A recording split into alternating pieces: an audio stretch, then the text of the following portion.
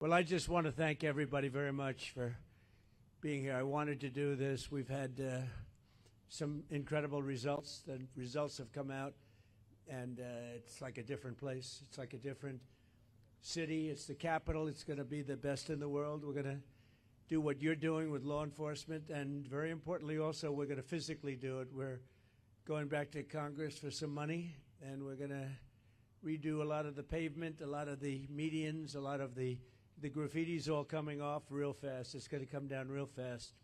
We're working with Clark Construction. They're one of the big ones. They're the biggest here by far, actually. And we're going to be not so much building, it's cleaning and fixing and redoing and putting brand new surfaces down on your roads and streets. And when people come in from the airport all the way to the Capitol or the White House or any place else they go, and they're going to say, boy, this place is spotless. So we're doing that. But I've never received so many phone calls thanking me for what we've done in Washington, D.C., from people that haven't gone to a restaurant literally in 4 years. And they said, you know, what you've done it's unprecedented, because what they said, it was just unsafe.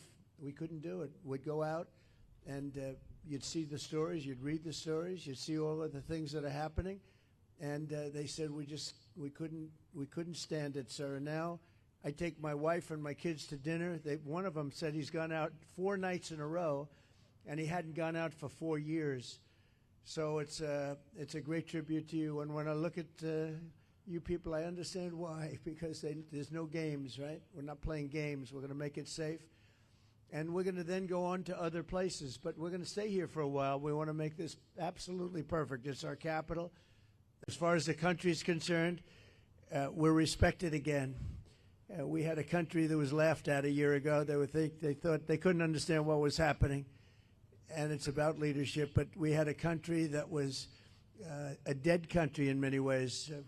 Went to Saudi Arabia, I went to Qatar, I went to UAE. We came back with $5.1 trillion of investment in this country, and we're over $17 trillion. Now, a lot of you don't know what that means, and nobody knows what it means because it's never happened before. In 5 months, because really it's a 5-month, even though we're here 7, but we started 5 months ago in terms of investment, and we have, because they see what's happened to our country, we're going to be over 17 trillion with a T, dollars of investment. There's never been anything close. If we did 1 trillion in a year, and we're talking about over a 5-month period, maybe 6 months if you look at it, but over $17 trillion. And now we're totally leading the AI race and the artificial intelligence. It's a big deal, and it's the hottest thing there is for probably in 35, 40 years. It's a lot of people don't know what it is. Just trust me, it's very hot. It's big. But they need massive amounts of electricity. They need more electricity than we have right now in the whole country servicing everything. In other words, we have to at least double it up to be competitive and to be leading. And we're more than doubling it up. And what I'm doing is I'm letting all of these very rich companies, and they've got nothing but they got a lot of money, and they want to invest it in the United States, and they're building big plants, but they're building electric plants with it. I said, you build your building, and these are buildings that cost $30, $40, $50 billion when you include everything that's inside, all the technology. I said, I'm going to let you build electric plants to fire your own electricity, and anything that you have left over, you sell it back into the grid. So all of these big factories that are being built are building their own electric plants fired by oil and gas. They're not fired by wind, by the way, because wind doesn't work, but we won't say that.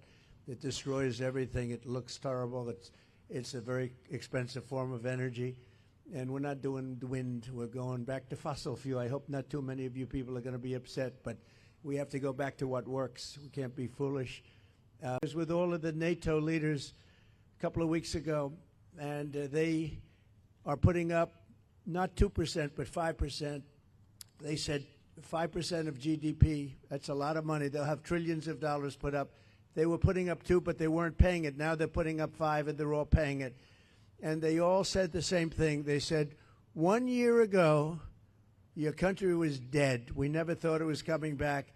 And now you have the hottest country anywhere in the world. These are the leaders of other countries, the prime ministers and the presidents, every one of them said essentially the same thing, said we had a dead country, and we were. We felt that way, and we were.